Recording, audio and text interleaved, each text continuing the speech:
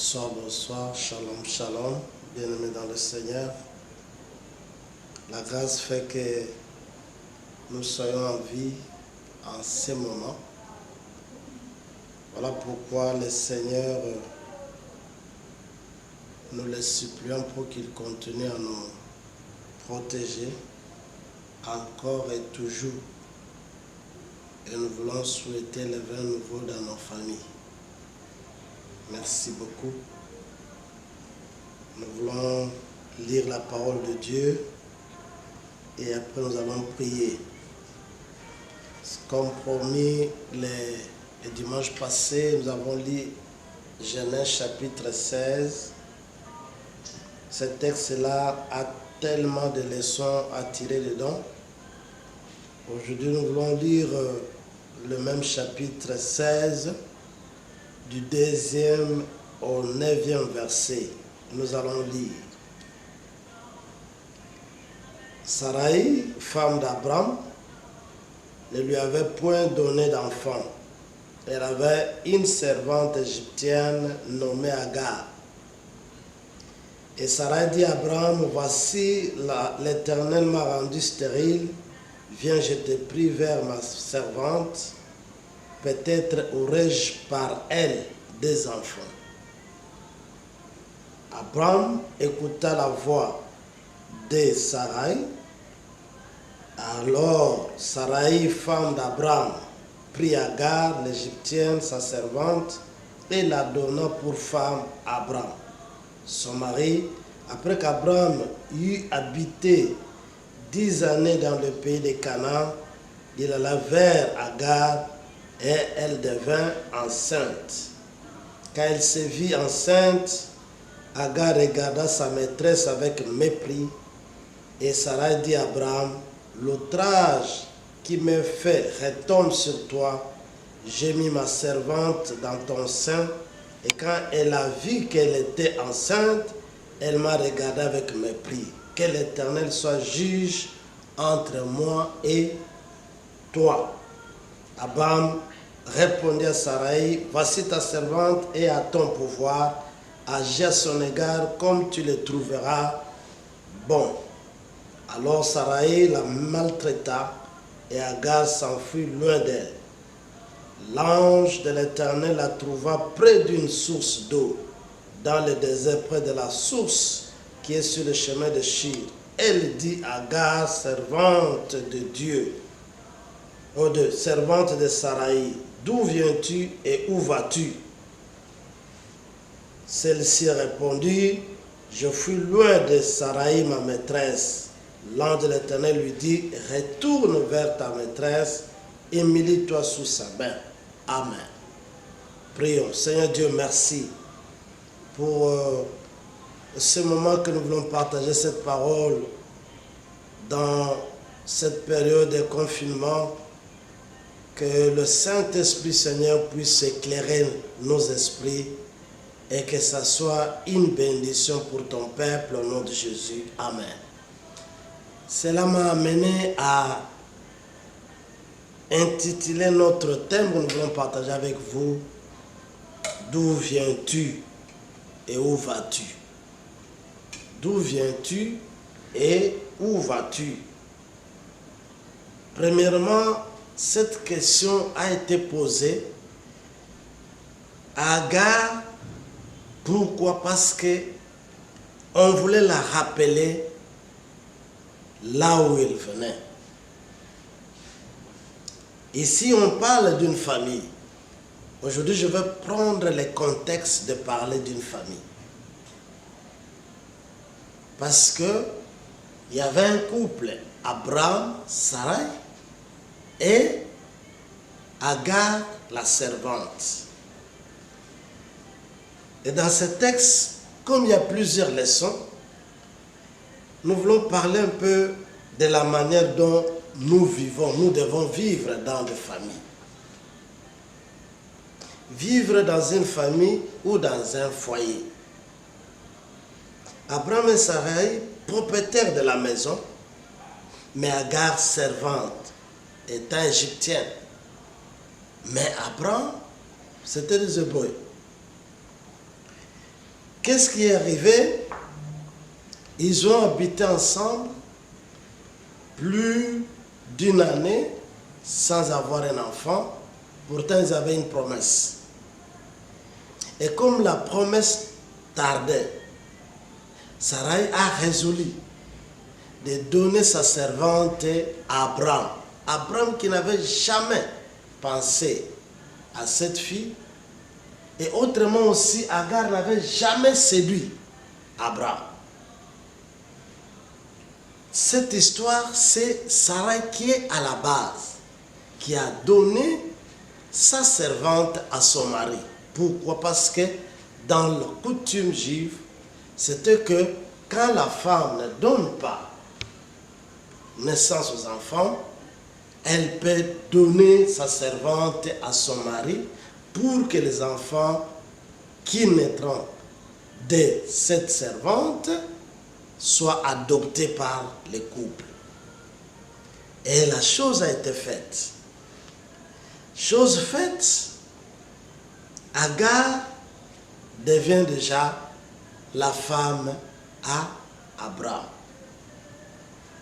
Et quand Agar est devenue la femme à Abraham, Dieu a béni. Cette femme, cette jeune fille devient enceinte.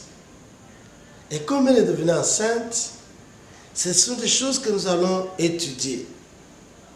Et ce qui m'a interpellé, que dans une famille, il y a papa, maman, des enfants, et des fois il y a aussi des personnes qu'on peut adopter, des personnes qui peuvent joindre à la famille. Agar faisait partie des gens pareils. Elle vient comme servante, mais elle est bénie dans cette famille-là. Et comme elle est bénie, la leçon que nous allons tirer après la bénédiction, quelle a été la réaction d'Agar. Amen, amen. La réaction d'Agar, l'enfant qu'on a pris, qui pouvait habiter avec les autres, qui pouvait habiter avec ses couples. Il y a eu ce qu'il y a eu, elle a été bénie. Et malheureusement, la bénédiction d'Agar a fait qu'elle puisse manquer le but qui l'a mené dans cette famille-là. Amen, amen. Elle a oublié qu'elle était servante, mais il y a eu une opportunité qui lui a été offerte. Et cette opportunité-là l'a fait oublier d'où elle venait. Amen, amen. C'est pour ça, cette femme-là a outrepassé les limites. Agar a outrepassé les limites.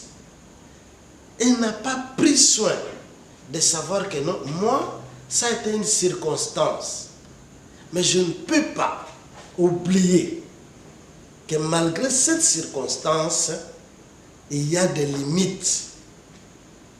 Bien-aimés, voilà la leçon que je voudrais tirer. Que cette femme, directement, elle a changé son comportement vis-à-vis de sa maîtresse. Elle avait changé son comportement. Ce sont des choses qui arrivent dans des familles. Une personne, peut-être qu'on a adoptée, qui vient dans la famille, qui commence à vivre sans tenir compte de son origine. Et de même aussi, bien aimés, dans des sociétés, dans les églises, nous sommes en train de vivre ces choses-là. Dieu m'a amené de parler de ces choses parce que des fois nous perdons la bénédiction. Et Agar a été renvoyée. Elle-même a vu que la manière qu'elle vivait, elle se comportait, cette manière-là ne plaisait pas à Sarai. Elle a pris fuite, elle est partie. laisse-moi d'abord parler de quels sont les péchés de cette femme, de cette jeune femme dans cette famille. Le premier péché de cette fille, c'est que lorsqu'elle a été bénie, elle a été animée de l'orgueil. Elle a été animée de l'orgueil. Or, l'orgueil pousse chaque personne à la rébellion. L'orgueil pousse chaque personne à la rébellion. Deuxième péché de cette femme, c'était le mépris. Le mépris pousse une personne à une injure facile. Une injure facile. C'est-à-dire, Agar pouvait même injurer Sarai. Toi d'ailleurs, tu es stérile. C'est moi aujourd'hui qui deviendra la femme qui donnera l'enfant à cet homme. Deuxième péché de cette fille, c'était l'insoumission. Donc, elle ne pouvait pas obéir maintenant, si jamais on l'a envoyée. Parce qu'elle se considérait déjà dame, femme de Monsieur Abraham. Et elle a quitté la maison, elle est partie.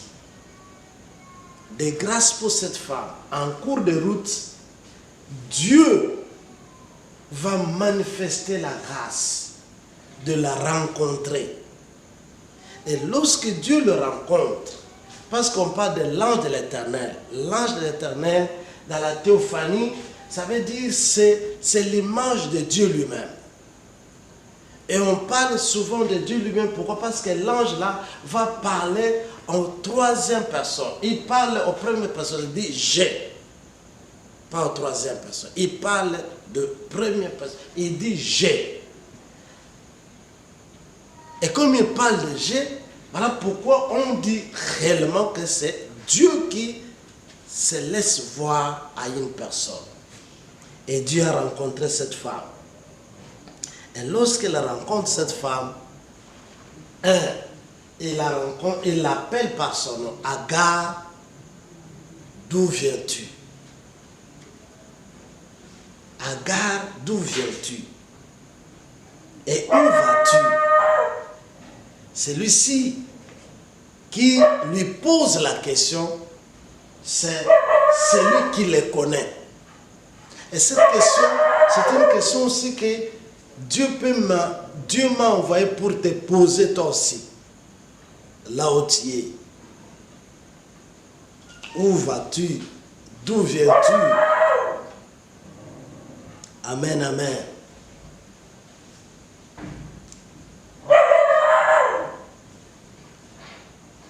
Pourquoi? Parce que Dieu nous connaît, bien aimé. L'objectif, celui qui nous pose la question, il a un objectif qu'il veut atteindre. Lequel? C'est de vouloir voir la sincérité de ton cœur et de mon cœur. Si Dieu te pose la question, tu n'as pas besoin d'avancer des raisons. Dieu sait pourquoi il te pose cette question-là. Et il attend la sincérité de ton cœur. Tu ne peux pas dire comme Adam, la femme que tu m'avais donnée. Non, j'ai péché, j'ai désobéi. Ton cœur et mon cœur, est-il sincère lorsque nous avons péché? D'où viens-tu? Il y a un verbe, venir dedans. Ce verbe venir veut dire se rendre d'un lieu dans un autre. D'où viens-tu? Cela veut dire que toi, Agar, on sait là où tu habitais. Mais maintenant, pourquoi tu veux quitter ce lieu-là pour un autre lieu? Se rendre veut dire céder. Céder qui veut dire abandonner ou céder sa place. C'est comme si l'ange voulait lui dire, mais pourquoi tu veux quitter celui-là? Parce que la bénédiction, oui, bien sûr, tu es encore grosse. L'enfant n'est pas encore sorti. Amen, amen, bien-aimé. Céder sa place à un autre. Quand on lui a posé la question, c'était pour lui dire, pourquoi veux-tu livrer ton esprit à un autre? Pourquoi veux-tu livrer ton esprit à un autre? Donc, la jeune fille était déjà animée à un autre esprit. Bon, je m'en vais. Ça, c'est moi dans mon imagination. Il pouvait se dire, comme Abraham sait que moi j'ai sa grossesse, je suis trop sûr qu'Abraham me cherchera. Donc, il s'est livré à un autre esprit. Et où vas-tu? Il y a le verbe aller dedans. Aller, ça veut dire se mouvoir d'un lieu vers un autre. Changer de place. Se mouvoir d'un lieu à un autre. Donc cette fille voulait quitter pour aller ailleurs. Mais Dieu n'a pas voulu ça. Dieu lui a dit, ne change pas ta place. Retourne vers ta maîtresse et humilie-toi sous sa main. Bien-aimé, cette fille a péché. Mais son péché, Dieu ne lui demande pas de lui pardonner. Non, Dieu lui a dit, toi tu dois aller t'humilier devant Sarai. Tu dois aller t'humilier devant Sarai. Parce que tu as péché contre Sarai. Laisse-moi dire qu'il y a des péchés de famille. Des fois, nous péchons contre l'homme. J'ouvre une parenthèse de fils prodigue qui a quitté la famille et qui est parti. Il a dilapidé l'argent. Il a fait de n'importe quoi.